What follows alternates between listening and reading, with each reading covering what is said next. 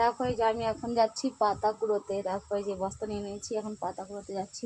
আছে অনেক দেখেছি, ওগুলো এখন কুড়িয়ে নিয়ে আসবো, কারণ অনেক হাওয়া দিচ্ছে আর একটু করে বৃষ্টি পড়ছে, তো ওগুলো না নিয়ে আসলে ভিজে যাবে, সেই কারণে ওগুলো আমি এখন এনে রাখবো।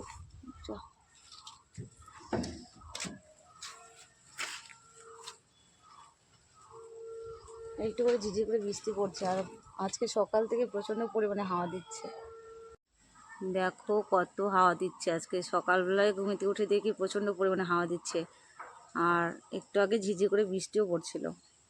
তো এখন পড়ছে না, বন্ধ আছে, তো সেই কারণে আমি আর কি পাতাগুলোও নিয়ে এসে রেখে দিই, কারণ আমাদের তো বুঝতেই পারছো পরিস্থিতি এমন। এই যে দেখো সেদিন আমি যেখান থেকে দেখো এই যে নারকেলও পড়ে পড়ে শুকে আছে, তো এই যে সেদিন আমি এখান থেকে নিয়ে গিয়েছিলাম নারকেলের ডালটা। এই যে নারকেল গাছ দেখো, ওই যে এখান থেকেই পড়েছিল, এখান থেকে আমি নিয়ে যাই কুড়িয়ে কুড়িয়ে, তো ওগুলো দিয়ে রান্না করছি। আর ওই যে দেখো পাতা, ওই পাতাগুলো আমি এখন কুড়িয়ে নিয়ে যাবো, এখান থেকে নিয়ে গেছি একবার। গুড ইভিনিং বন্ধুরা, কেমন আছো সবাই? আশা করছি সবাই ভালো আছো, সুস্থ আছো। গরিবের মা লাইফস্টাইল চ্যানেলে তোমাদের আবারও একবার স্বাগতম জানিয়ে নতুন একটা ভিডিও নিয়ে চলে এলাম। আশা করি তোমাদের সকলের ভালো লাগবে।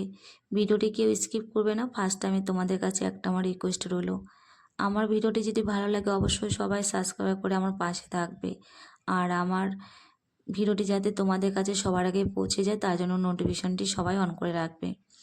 আমি গিয়েছিলাম আমাদের ঘরের পেছনে পাতা কুড়োতে, কারণ এক দু ফোঁটা করে বৃষ্টি পড়ছে, কখন ঝমঝম করে বৃষ্টি নেমে আসবে, তো পাতাগুলো ভিজে যাবে, আমি আর আনতে পারবো না।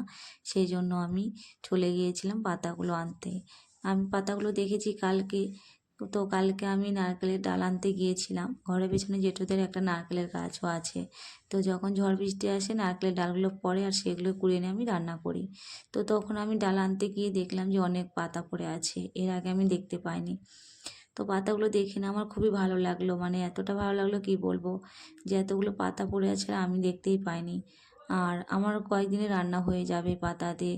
আমরা তো সেরকম কিছু রান্না করি না, সিম্পল রান্না করি, এক ভাত বা ভাজা বা শাক, ভাত বা এক তরকারি, এরকমই কিছু রান্না করে থাকি, আর দিনে একবারই বেশিরভাগ রান্না করি। তো এখন যেহেতু আমাদের গ্যাস নেই, মানে গ্যাসের ক্রাইসিস চলছে, গ্যাস নিতেও পারছি না, আর আমার মানে টাকা পয়সাও নেই হাতে, গ্যাসের দামও বাড়িয়ে দিয়েছে, সেই জন্য কিন্তু আমি পাতা দিয়ে রান্না করছি আর একবারই রান্নাটা করছি। মানে রাত্রে ভাত থাকতে চায় না, নষ্ট হয়ে যায়, গন্ধ হয়ে যায়, এখন তো গরম পড়ে গেছে, গন্ধ হয়ে যায়, গন্ধ গন্ধ, তো কী করব বলো, সেগুলোই আমরা খাই, কারণ আমাদের পরিস্থিতি খুবই খারাপ, কিছু করার নেই। আর আমাদের দেখো গরিবের পেট, বুঝতে পারছো, আমরা পচা গলা খেয়েও থাকতে পারি, কষ্ট হলেও আমরা সেগুলোই খেয়ে নিই পরিস্থিতির জন্য, কারণ আমাদের অভাবের সংসার, আমাদের অত ফুটানি করলে তো চলবে না বলো, কারণ আমাদের ছোটোর থেকে খেয়ে আমাদের অভ্যাস তো আছে। আর আমি দেখো অনেক কষ্ট করে রান্না করি, এই যে 2 মাস থেকে প্রায় আমি পাতা দিয়ে রান্না করছি, গ্যাস নেই, কারণ গ্যাসের দাম বাড়িয়ে দিয়েছে, খোলা গ্যাসে 180 টাকা করে দাম বাড়িয়ে দিয়েছে, আর 180 টাকা তো কেনার মতো আমার সামর্থ্য নেই, কারণ আগে 100 টাকা কিলো ছিল, তখন আমি 2 কিলো 2.5 কিলো করে গ্যাস ঢোকাতাম, আর সেই 2 কিলো 2.5 কিলো গ্যাস আমার যেত মাত্র 12 দিন 15 দিন, তার বেশি যেত না। আর 12 দিন 15 দিন রান্না করার পরে কিন্তু আমি আর গ্যাস ঢোকাতে পারতাম না, মাসে ওই 2 কিলো 2.5 কিলো করেই ঢোকাতাম। তখন আমি কিন্তু এই যে পাতা টাতা কুড়িয়ে তারপরে কষ্ট করে রান্না করতাম। আর এখন তো যেহেতু গ্যাসের দাম বাড়িয়ে দিয়েছে, সেই জন্য আমি কিন্তু আর 2 মাস থেকে ঢোকাতেই পারছি না গ্যাস, জানি না কবে এই গ্যাসগুলো মানে দামটা কমবে। তো আমি আর কতদিন মানে পাতা করে রান্না করবো বলো, পাতাও নেই, খড়িও নেই, অনেক কষ্ট করে যে কুড়িয়ে কুড়িয়ে রান্না করছি। আর জেঠুতে যেহেতু অনেক ডালপালা গাছ আছে, সেই জন্য পাতা ডাল টাল পরে সেগুলো আমি কুড়ে রান্না করতে পারছি, আর যদি না থাকতো তাহলে কী দিয়ে রান্না করতাম বলো। তো দেখো আমি যে পাতাগুলো কুড়িয়ে নিয়ে জেঠুদের ঘরে তো রেখে দিয়েছি, জেঠুকে বলেছিলাম যে জেঠু আমি তো গ্যাস ঢোকাতে পারছি না, খড়িতে রান্না করছি, পাতাগুলো ঘরে রাখবো, জেঠু বলছে ঠিক আছে রেখে দিস। আর জেঠিমা হলে কিন্তু রাখতে দিত না, জেঠিমাকে বলেনি জেঠিমা, কারণ জেঠুকে গালিগালাজ করবে আর আমাকেও রাখতে দেবে না, কারণ একটা মেয়ে হয়ে একটা মেয়ের শত্রু। দেখো আমি আগে লোকে মুখে শুনেছি যে মেয়েরা মেয়েদের শত্রু হয়, কিন্তু সেটা এখন আমি নিজের চোখে নিজের সামনে দেখতে পাচ্ছি, আমি কিন্তু জেঠুদের যথেষ্ট ভালোবাসি।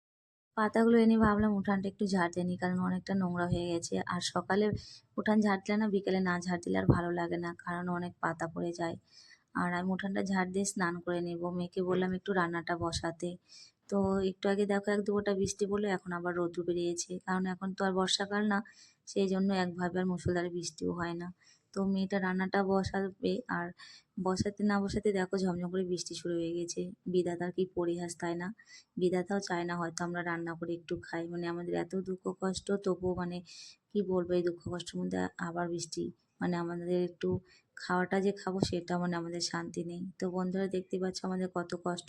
মেয়েটা অনেক কষ্ট করে বৃষ্টিতে ভিজে ভিজে রান্না করছে। তোমরা একটু প্লিজ আমাদের